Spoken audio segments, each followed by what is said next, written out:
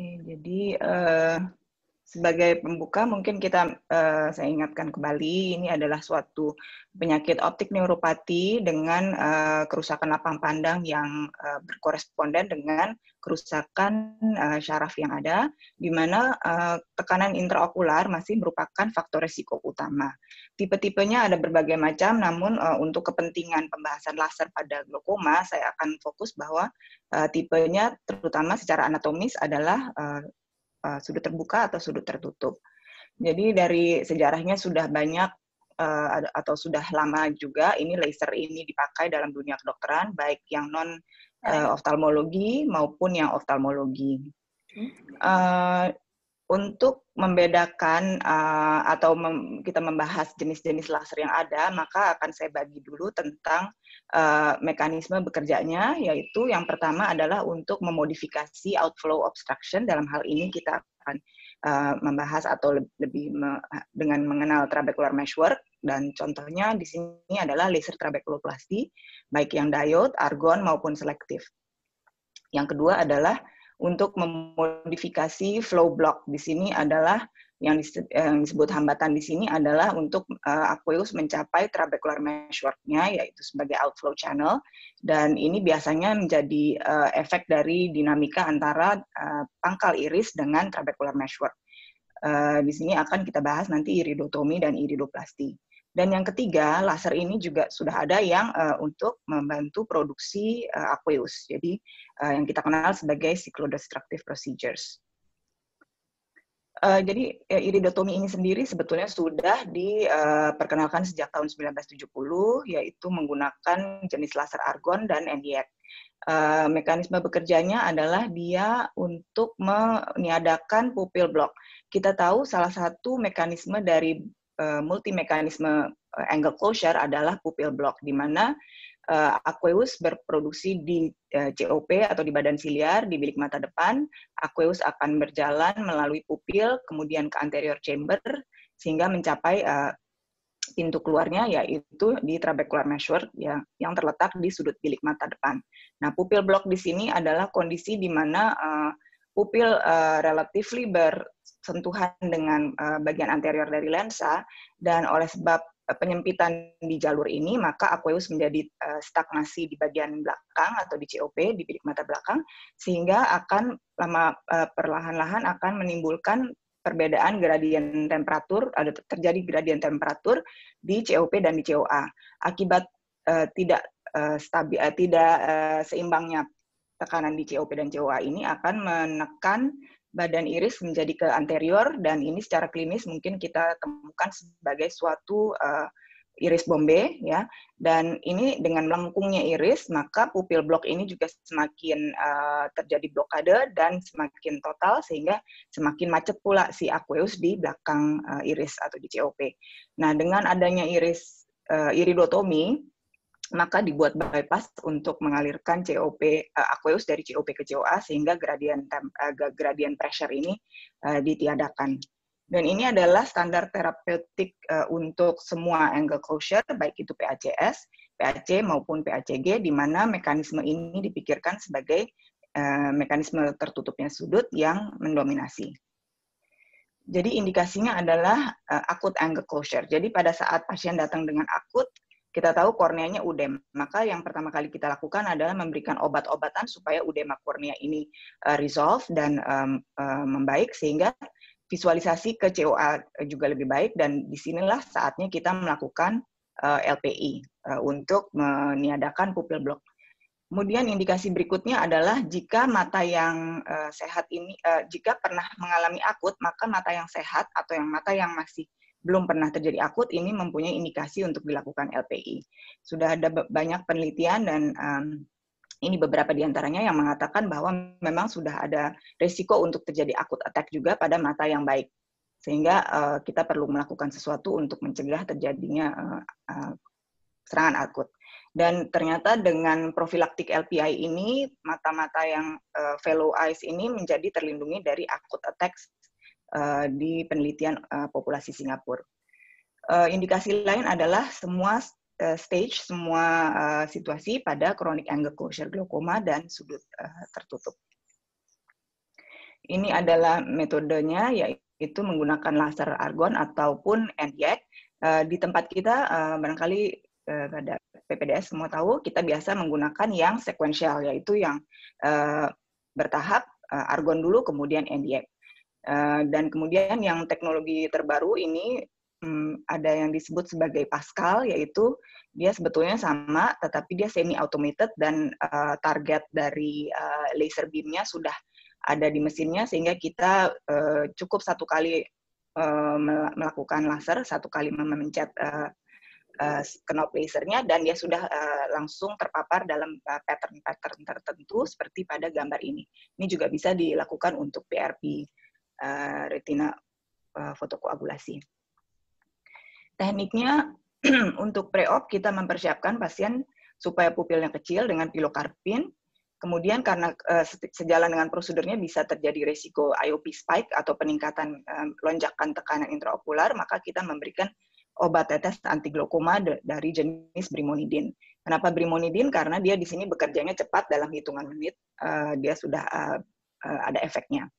Kemudian kita juga memberikan topical anesthesia dan informed consent tentunya. Dan ini adalah laser yang bisa digunakan, yaitu Abraham atau Wise lens dengan coupling fluid. Coupling fluid yang biasa kita dipakai di sini mungkin semacam Oculenta atau bisa juga dengan viscoelastic gel. Yang kita punya di poliklinik adalah Abraham lens, mungkin yang lebih sering kita lihat adalah Abraham.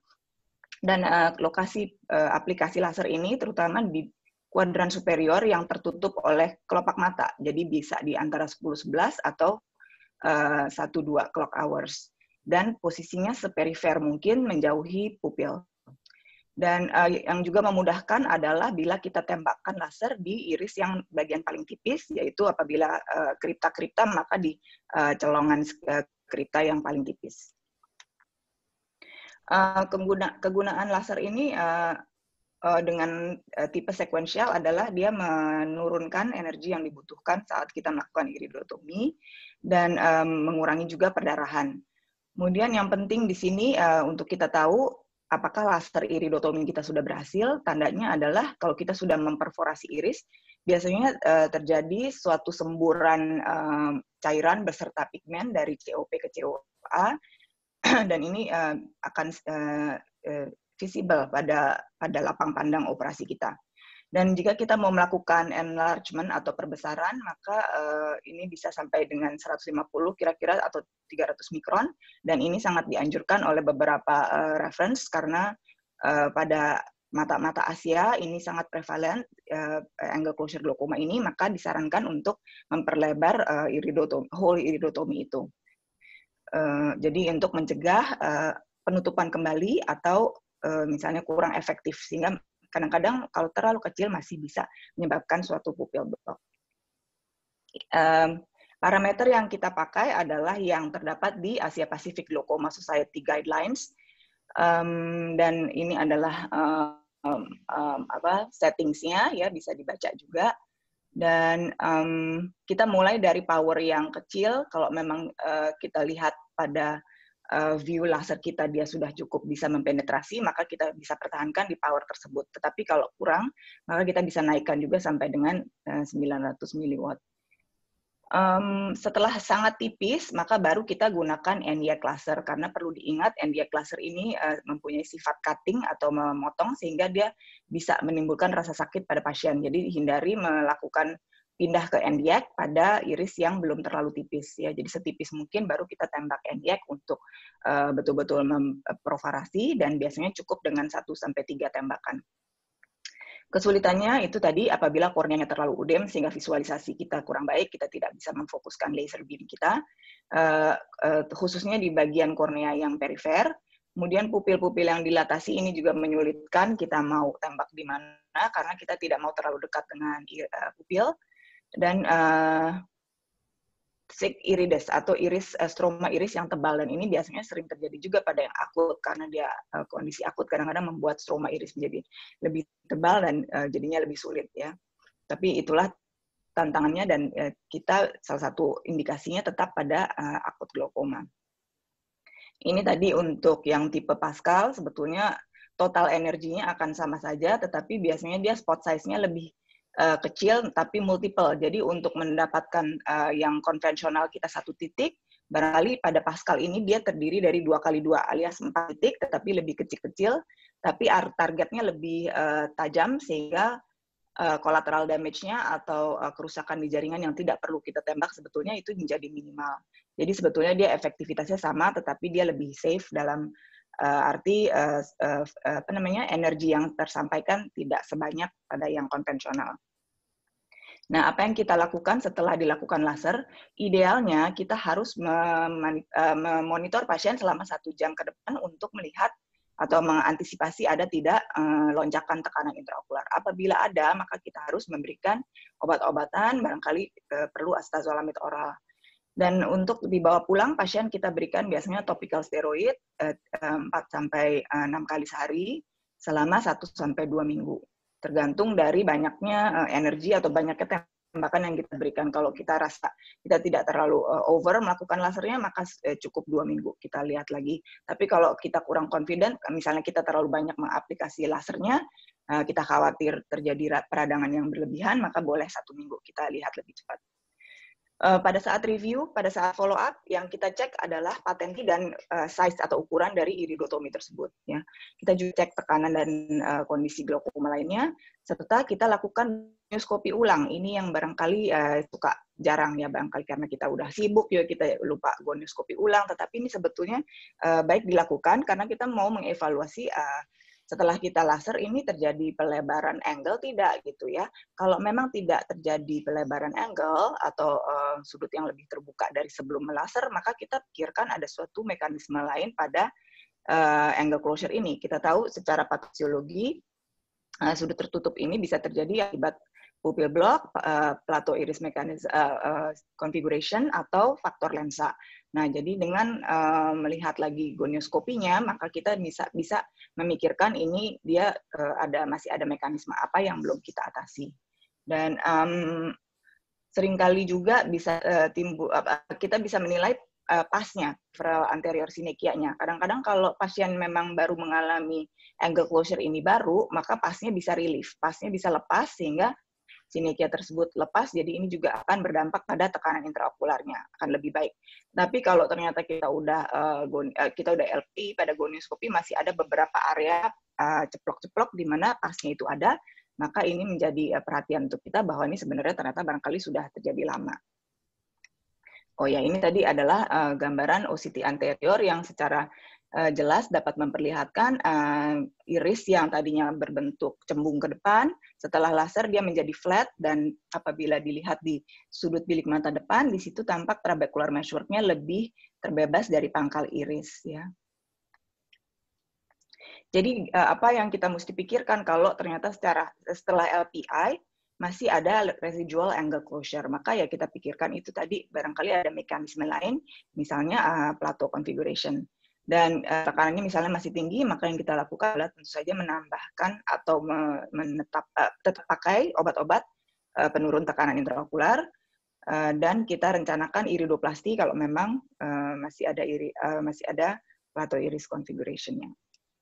Nah, gonioplasti ini juga sebetulnya sudah lama diperkenalkan. Dia menggunakan energy burn yang lebih rendah untuk membuat kontraksi pada iris bagian perifer, dan ini bisa dilakukan sebagai adjunct treatment dari iridotomi, dan dikatakan bahwa terbukanya ini sudut bilik mata depan karena adanya kontraksi kolagen di stroma iris yang segera menimbulkan suatu perubahan anatomis.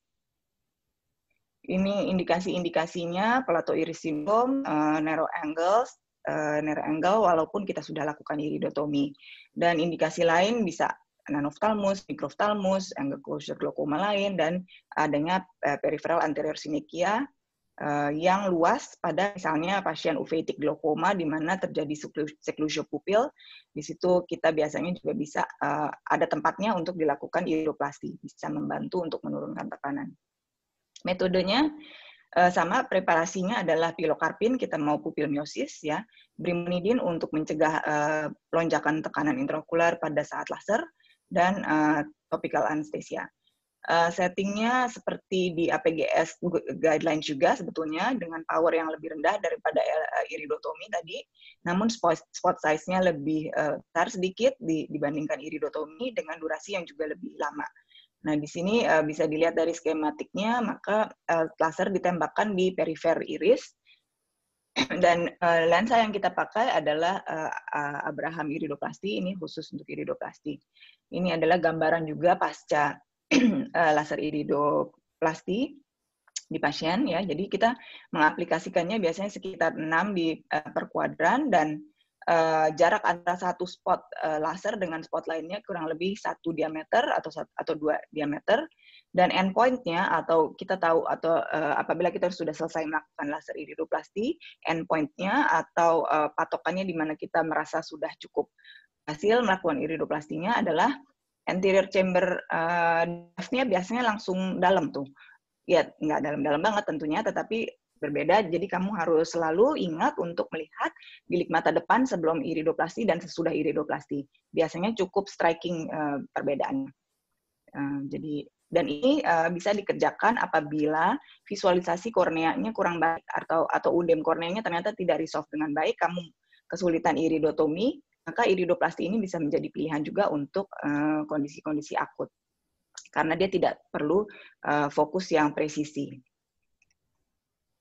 Post-op-nya, ini barangkali birimodidin akan bermanfaat untuk menurunkan tekanan intraokular yang bisa melonjak di saat laser, dan idealnya juga kita mengecek lagi 1 jam setelah laser, dan obat-obat yang dapat diberikan yaitu steroid 4 sampai 6 kali sehari selama 7 hari atau lebih, dan saat kontrol kita repeat gonioskopi lagi untuk mengevaluasi bilik mata depan, dan kita nilai lagi apakah ada mekanisme lain yang mesti kita lakukan intervensi dalam menata laksana dia secara keseluruhan.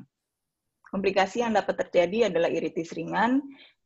Kalau terlalu dekat dengan endotel kornea, kalau bilik mata depannya terlalu dangkal, maka bisa terjadi corneal burn. Di situ akan terjadi opacity atau kekeruhan kornea, lonjakan tekanan intraokular, dan peripheral atau posterior sinekia juga bisa terjadi sebagai komplikasi.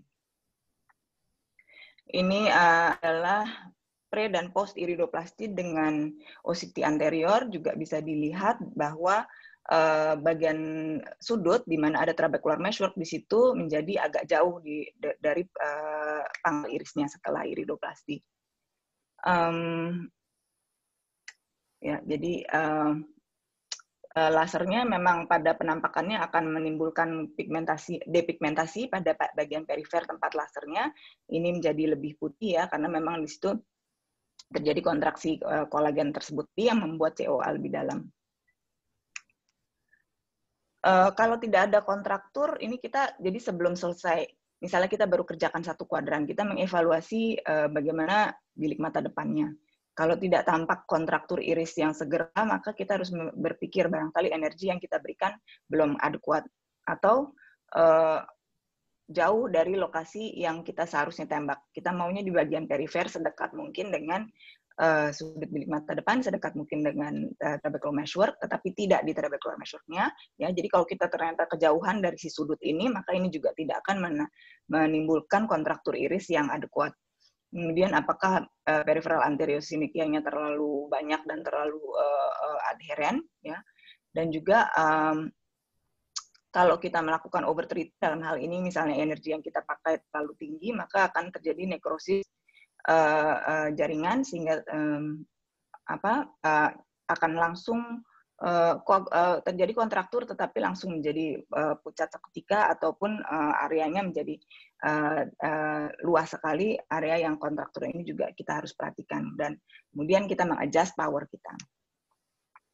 Ini perbedaannya yang semi automated atau dari yang Pascal tadi, dan yang single spot atau yang konvensional. Single arc 3 spots ini, jadi pada mesin Pascal itu dia biasanya akan timbul pattern seperti 3 titik, dan ukurannya lebih kecil, bisa dilihat di sini spot size-nya, dan durasinya juga lebih sebentar. Dan di sini akan mempersingkat waktu total pengerjaan kita lakukan laser, karena mean number of shots-nya 23 dibandingkan kalau kita mau single spot yang konvensional sebanyak 30-50 spot. total energinya juga lebih kecil.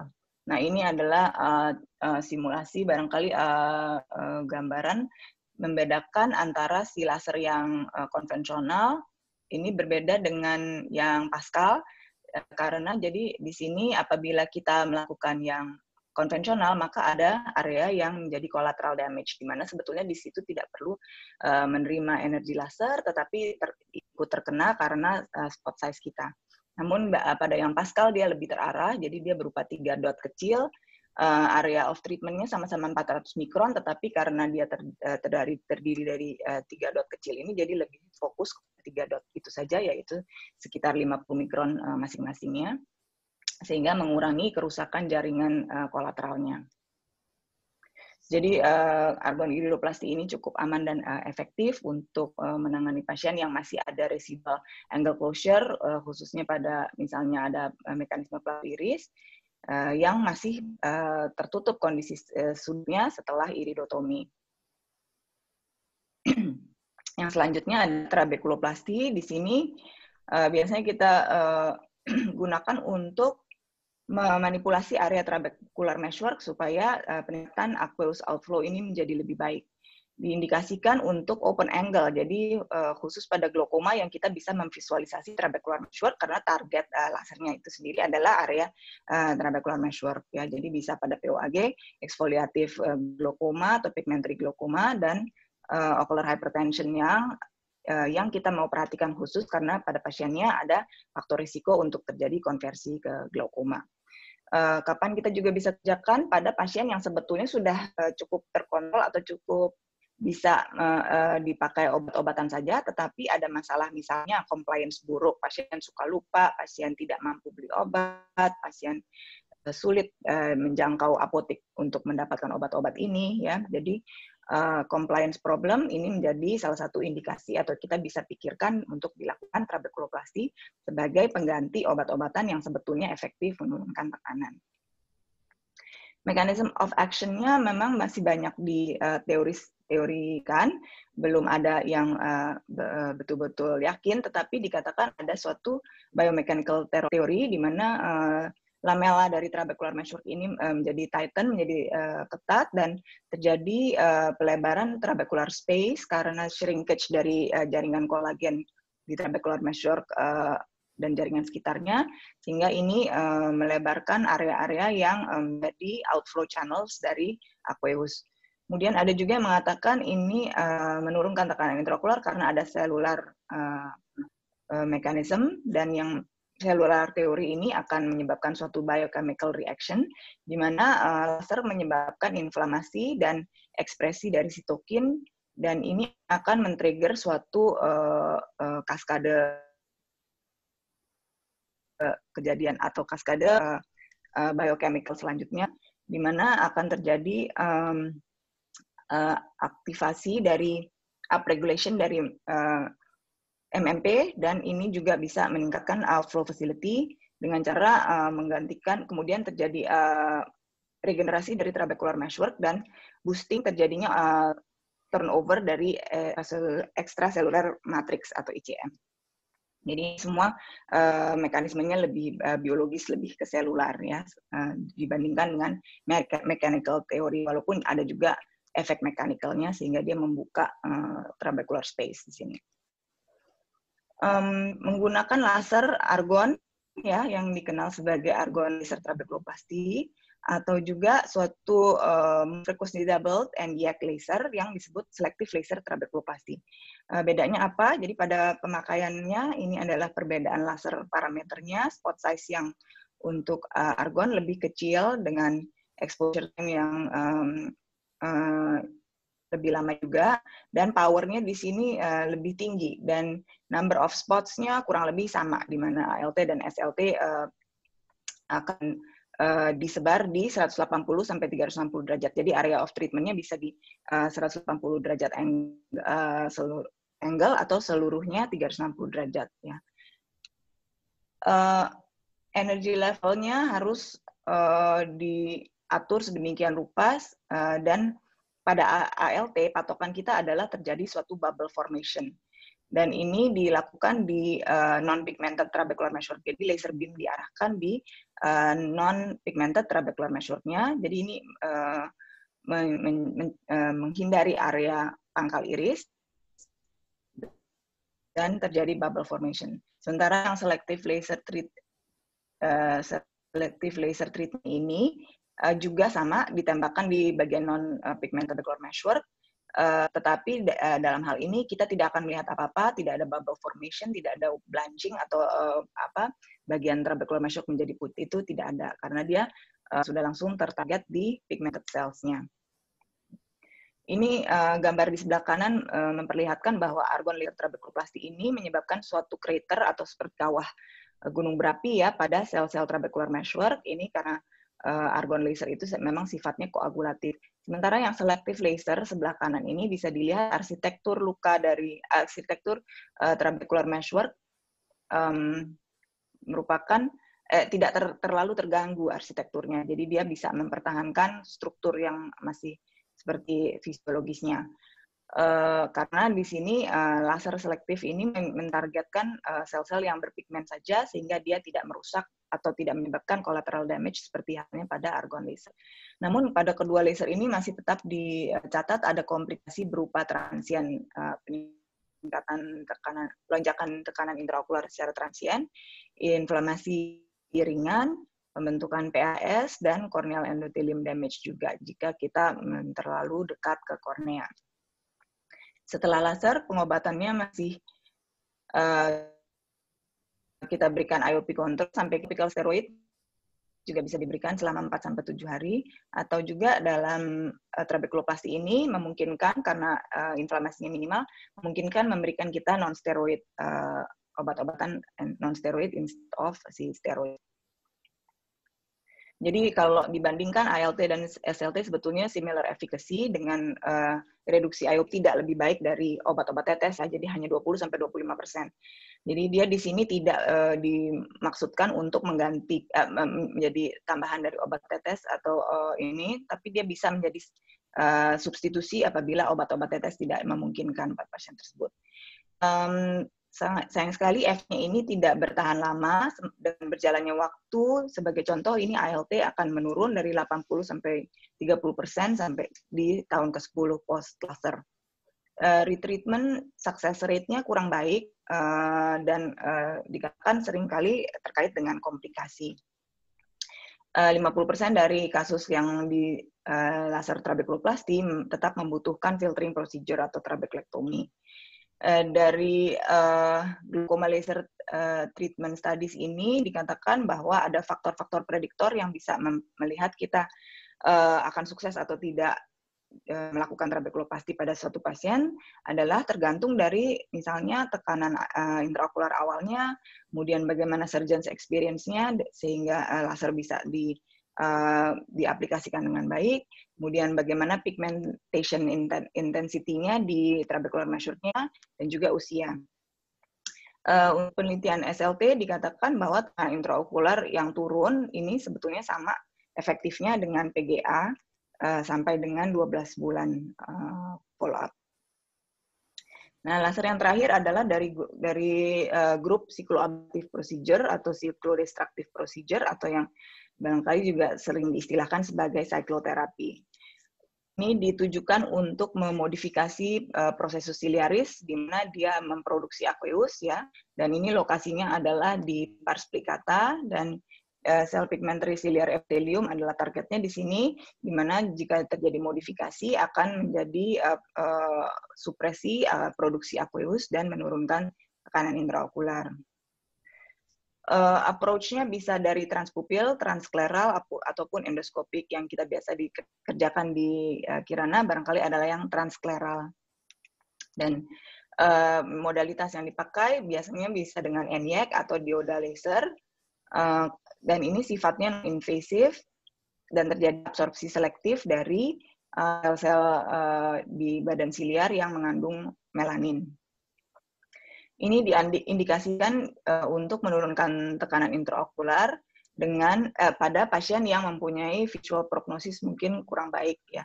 Walaupun ini sebenarnya saya mesti revisi sedikit, kalau di negara-negara Eropa dan Amerika sekarang sudah mulai bergeser paradigmnya, mereka mulai sudah mencoba di mata dengan visual prognosis yang lebih baik, dan hasilnya dikatakan cukup baik dan aman, sehingga ini barangkali ke depannya kita bisa pelajari lagi, dan jika memang dirasa cukup aman, kita bisa aplikasikan ke pasien-pasien kita.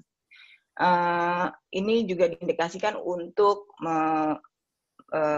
memperbaiki keluhan rasa sakit pada pasien yang tidak melihat atau non-functioning eye, dan ini menjadi prosedur akhir apabila pasien sudah melakukan berbagai laser, obat, dan surgery, tetapi tetap tidak turun juga tekanan. Jadi untuk refractory glaukoma bisa juga dianggap sebagai suatu temporizing treatment atau treatment sementara. Misalnya pada pasien vakuomorfik glaukoma kita mau lakukan operasi katarak, karena kita tahu yang menyebabkan tekanan tinggi di sini adalah kataraknya dengan morfologinya yang besar atau cukup menonjol anterior, tapi tekanannya masih terlalu tinggi untuk melakukan suatu phaco yang safe. Maka kita bisa lakukan sementara untuk menurunkan dan supaya bisa mengerjakan operasi phaco tersebut dengan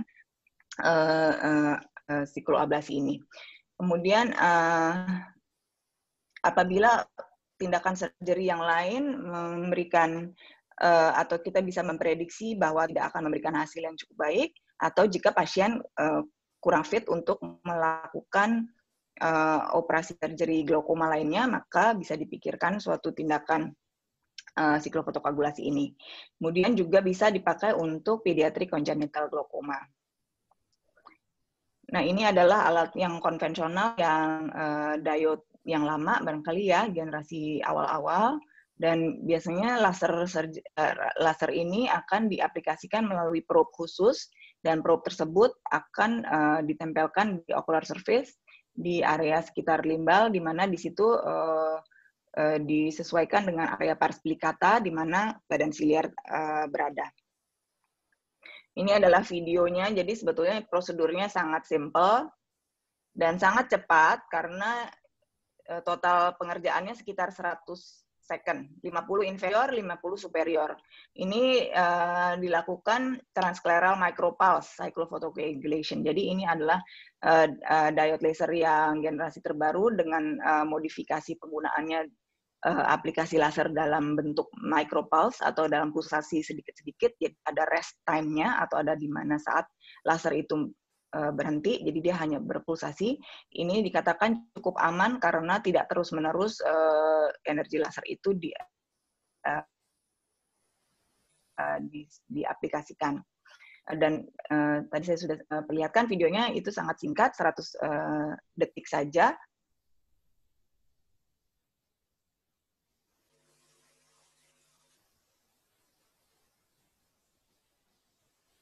Konvensional satu seperti painting, jadi seperti di gambar gitu ya, di superior dan inferior, menghindari area jam 3-9 meridian ini. Nah,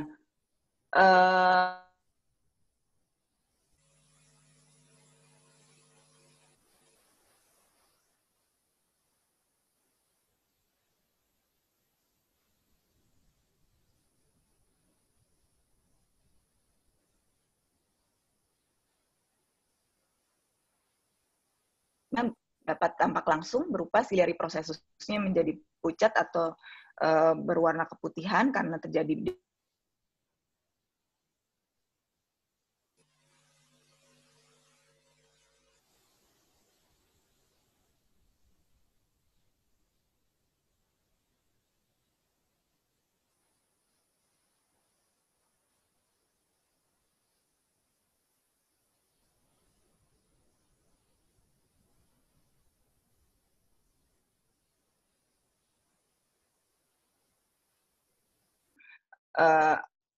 bisa dilakukan retreatment dengan hati-hati.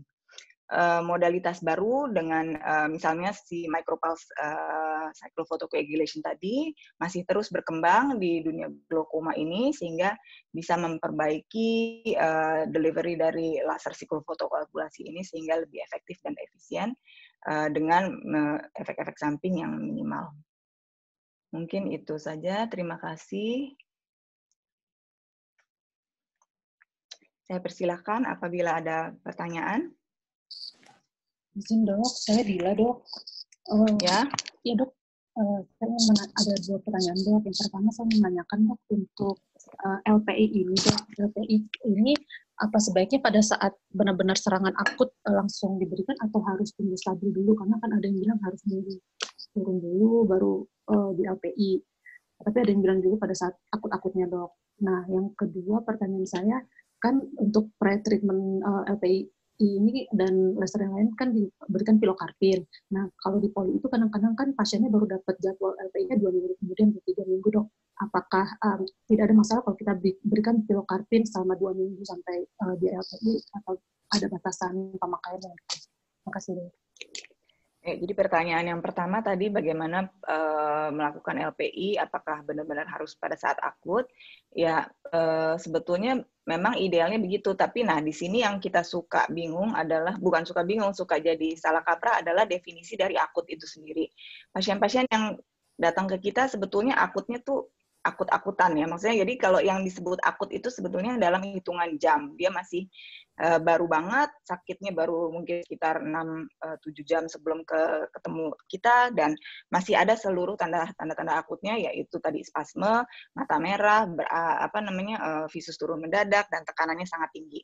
Nah, itu adalah sebetulnya indikasi yang sebenar-benarnya untuk dilakukan iridotomi. Nah, tetapi yang kendalanya adalah biasanya tekanannya sangat tinggi dan korneanya udem, ya. Itu menjadi sulit untuk kita melakukan laser iridotomi. Karena apa? Karena ya laser iridotomi itu sendiri kan juga akan membuat radang ya. Jadi karena kita mengaplikasikan laser, tentu saja akan ada reaksi radang. Padahal kalau dia lagi akut-akutnya ya inflamasi state juga sedang tinggi. Nah, jadi kita harus menurunkan tekanan intraokularnya. UDEM juga menyebabkan kita sulit untuk laser, untuk mentargetkan iridotomi kita. Jadi pada saat akut itu ya kita berikan obat-obat untuk menurunkan tekanan intraokular. Kadang-kadang kita perlu juga sampai memberikan gliserin barangkali supaya lebih cepat dan lebih banyak yang turun. Kita tunggu beberapa jam sambil kita amati apakah korneanya membaik, apakah tekanan intraokularnya juga lebih turun. Kalau memang ternyata hal-hal tersebut berubah dan menjadi kondisinya lebih baik dan memungkinkan kita laser, maka kita harus segera laser. Jadi berkaitan dengan pertanyaan kedua, tidak seminggu kemudian, tidak 2 minggu kemudian, jadi harus hari itu juga kalau dia betul-betul akut. Ya. Nah, jadi pemberian obat-obatan ini ya bertujuan untuk itu supaya kita bisa clear kornea, membuat korneanya lebih jernih dan tekanan intraokularnya lebih turun sedikit sehingga pada saat kita laser, kalaupun dia ada lonjakan IOP tidak terlalu tinggi. Nah, nah sebetulnya jadi kalau memang tidak memungkinkan pun dilakukan laser karena misalnya korneanya tidak resolve, tidak jernih juga, tekanannya juga masih segitu-segitu juga, bisa dipikirkan hal lain juga untuk membuka. Pokoknya intinya prinsipnya adalah membuat bypass dari COP ke COA. Jadi dilakukan iridektomi surgical. Sebetulnya bisa dilakukan itu juga ya.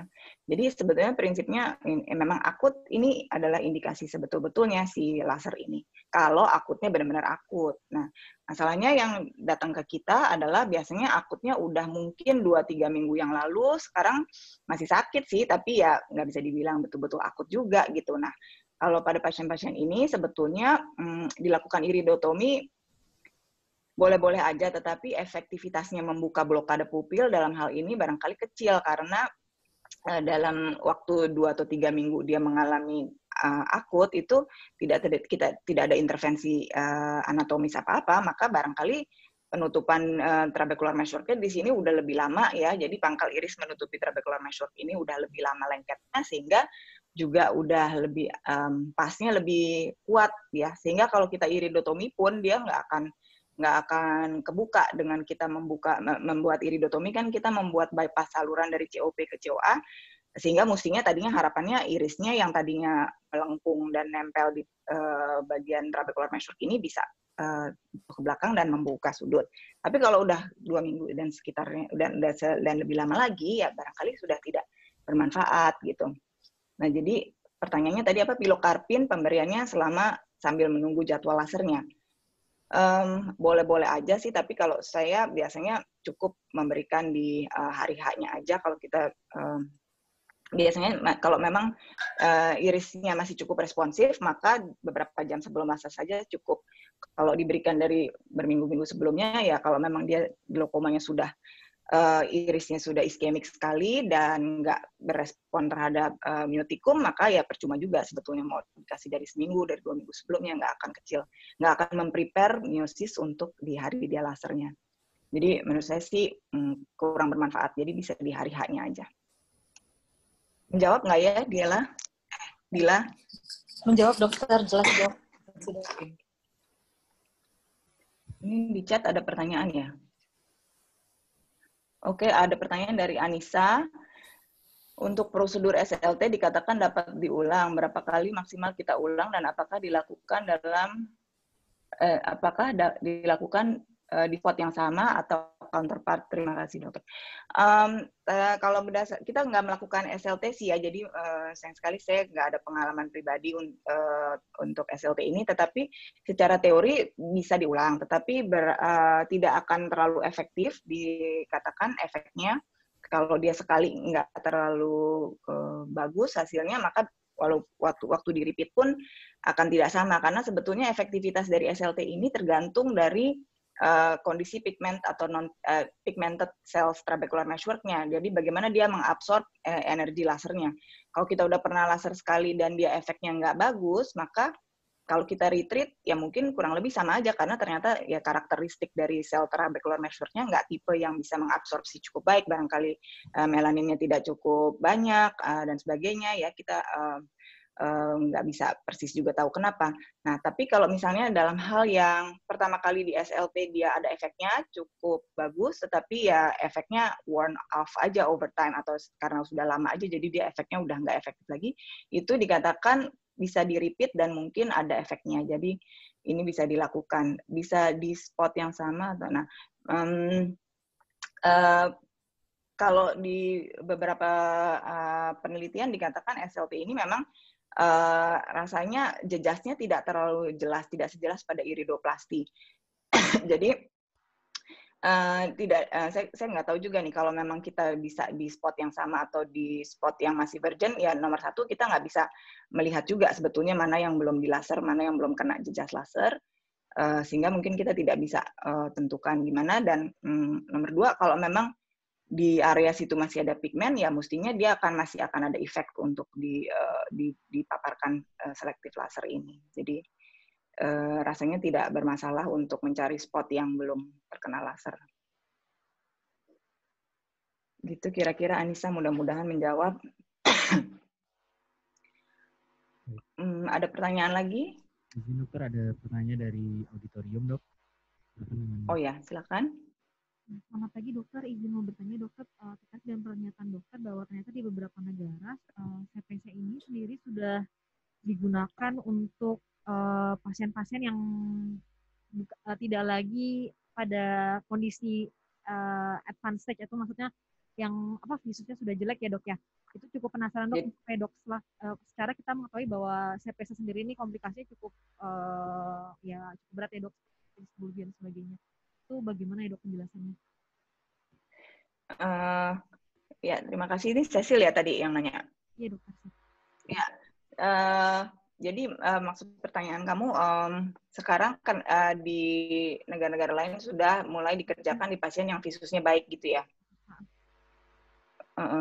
Ya, kalau dari penelitian yang saya pernah tahu, ini khususnya adalah yang CPC yang micropulse ya, jadi yang bukan yang konvensional, jadi yang micropulse. Dan micropulse ini katanya cukup aman, dan ada penelitian juga yang memperlihatkan bahkan histopathologic findings-nya, dia ternyata kondisi badan siliar ini juga tidak banyak rusak pada pasca laser micropulse ini. Jadi dikatakan bahwa dia cukup aman dan tidak menyebabkan kerusakan jaringan. Oleh sebab itu, saya rasa ini adalah dasar pemakaian laser ini kemudian bergeser juga ke yang visual function-nya masih baik dengan beberapa penelitian dari grup Singapura yang saya tahu memang tadi Cecil mengkhawatirkan efek sampingnya salah satunya phthisis bulbi.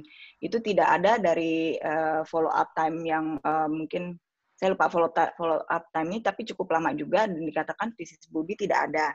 Jadi dalam hal ini untuk komplikasi tersebut dia tidak terlalu khawatir sehingga dikatakan untuk yang visual function-nya baik masih cukup aman. Yang dari literatur mengatakan ada efek samping sampai bisa phthisis bulbi dan radang hebat itu yang konvensional siklofotokoagulasi ini. Jadi kami sendiri belum melakukan di RSCM, belum banyak melakukan, barangkali hanya 1-2, mungkin Dr. Firna yang juga malah pernah melakukan pada visus yang cukup baik, dan kalau saya sendiri masih membatasi yang visusnya tidak baik, ya, jadi belum bisa melihat sendiri dari pengalaman saya. Terima kasih, Dokter. Ya. Kemudian ini di chat juga ada dari Dr. Anggun. Apakah iridotomi dapat dilakukan dengan laser selain 532, misalnya dengan 577 nanometer? Harusnya sih bisa ya, tetapi jadi dengan setting yang berbeda. Tapi saya sendiri belum punya pengalaman. Ada lagi pertanyaan? Izin dok, ada penanya lagi dari auditorium dengan Dr. Guno. Silakan Dr. Guno. Terima kasih Dr. Silakan. Pemaparan materinya. Saya ingin menanyakan terkait SLT kembali. Tadi dikatakan untuk primary open angle glaucom, SLT bisa direkomendasikan sebagai initial treatment. Nah, ini yang saya mau tanyakan adalah terkait kepentingan initial treatment SLT dibandingkan obat anti glaukoma selain mungkin compliance itu apa, mengingat tadi juga disebutkan bahwa SLT ini akan efeknya akan berkurang sepanjang pertambahan waktu, lalu akan kemungkinan dilakukan SLT ulang. Jadi yang ditanyakan adalah kepentingan untuk SLT ini sebagai terapi inisial dibandingkan obat anti glaukoma. Terima kasih. Ya, jadi pertanyaannya SLT ini dipakai sebagai salah satu treatment pilihan untuk open angle glaucoma karena memang dia targetnya adalah trabecular meshwork. Kita tahu kalau pada angle closure kan trabecular meshwork-nya nggak kelihatan. Tapi penelitian-penelitian yang ada bilang sekarang bisa juga dikerjakan untuk angle closure apabila sudah dilakukan laser ataupun operasi lainnya yang membuat trabecular meshwork si PACG-nya ini jadi visible. Nah, itu juga memungkinkan karena jadi artinya si selective laser trabeculoplasty ini bisa diarahkan ke trabecular meshwork. Jadi bisa sebetulnya. Nah, tetapi jadi sebagai treatment tadi saya sudah sampaikan salah satu indikasinya adalah kalau dia sebetulnya dia dengan obat-obatan cukup turun, tetapi pasien mempunyai masalah dengan compliance, atau dia suka lupa netes, atau dia nggak bisa beli obatnya kemahalan, atau mengganggu quality of life-nya, misalnya jadi matanya jadi sangat merah dengan efek-efek samping obat tetes ini, menyebabkan dia terjadi masalah-masalah ocular surface. Nah, ini bisa dipikirkan selective laser trabeculoplasty. Tetapi jadi dan ada beberapa penelitian juga bilang bisa juga dipakai bersamaan, jadi obat plus selective laser trabeculoplasty sebagai tambahan untuk penurunan tekanan intraokular. Nah, tetapi kita memang masih menganggap kalau memang dia nggak ada masalah dengan obat-obatan, kita juga bisa pakai obat-obatan saja gitu. Jadi ini sebetulnya kalau di luar sih udah dikatakan malah sebetulnya tindakan laser di glaukoma yang paling banyak dilakukan sekarang ini adalah selective laser trabeculoplasty. Jadi kelihatannya cukup promising untuk menjadi alternatif ataupun untuk menjadi adjunct terapi bagi medical terapi sebelum kita memikirkan ke pembedahan ya. Jadi sebetulnya promising sih. Jadi mungkin itu aja. Saya sendiri juga belum mengerjakan. Mungkin Prof. Ike yang sebetulnya ada pengalaman juga mengerjakan di tempat praktek beliau, tetapi kita memang belum kerjakan. Tetapi jadi ini suatu modalitas yang cukup baik. Saya rasa cukup bisa memberikan segala sesuatu yang memberikan pilihan tambahan untuk pasien. Apalagi kalau ini suatu lifelong disease, menurut saya cukup baik. Jadi ini saya rasa bisa kita adopt, mungkin harapannya sih begitu. Kalau suatu hari kita ditawarin beli alatnya. Terima kasih, Dok. Ya. Ada lagi barangkali? Ini di chat ada Dr. Rido, boleh saya baca dulu ya. Pada kasus lens-induced glaukoma, terutama vakomorfik, apakah tindakan LPI ini sebaiknya dikerjakan sambil menunggu lens extraction? Terima kasih ya. Jadi sekali lagi primary angle closure ini sebetulnya bisa multifaktorial, terjadinya bisa kombinasi dari berbagai mekanisme, termasuk diantaranya pupil block, plato iris, dan lens lens mekanisme atau lens factor. Nah, tapi kalau misalnya dia suatu glaukoma vakomorfik, barangkali dia sini tidak ada pupil block ya, jadi dia lebih karena prominent bentuk lensanya yang sangat prominent, berarti kemungkinan besar sih tidak ada manfaatnya kita LPI ya. Jadi yang kita LPI ini biasanya yang primary. Tapi kalau kita sudah ketahuan kausanya dalam hal ini adalah dia lens induced, maka biasanya kita nggak LPI, kita langsung lens extraction. Jadi yang ada tempatnya di sini LPI adalah apabila dia primary angle, di mana primary angle closure, di mana kita tahu ada berbagai mekanisme yang bisa terlibat dan kadang-kadang tidak terlalu khas atau tidak terlalu spesifik atau tidak terlalu jelas lah untuk kita lihat ini sebenarnya hanya pupil block saja, hanya faktor lensanya aja, atau hanya ada platonya gitu ya. Ini kita bisa LPI. Tapi kalau dia jelas-jelas suatu vakomorfik, mata sebelahnya tidak ada angle narrow atau nggak ada angle closure, maka mungkin dalam hal ini tidak ada manfaatnya juga sih. Jadi kita langsung lens extraction. Ada lagi? Terima kasih Dr. Tria. Ya. Di auditorium sepertinya sudah cukup, Dokter. Sudah tidak ada pertanyaan di auditorium ya. Oke. Di chat box juga udah nggak ada sih. Kalau belum ada pertanyaan lagi, ya saya serahkan ke moderator barangkali nanti kalau ada pertanyaan susulan bisa ditanyakan langsung saya. Baik, terima kasih Dokter Tria. Baik, dokter konsultan, profesor, dan teman-teman student. Untuk sebelum kita tutup acara pagi hari ini, saya mengucapkan terima kasih kepada Dr. Tria selaku presentan atas materi dan waktunya. Dan kita tutup acara pagi hari ini. Dengan Dokter, apakah ada pengumuman, Dokter?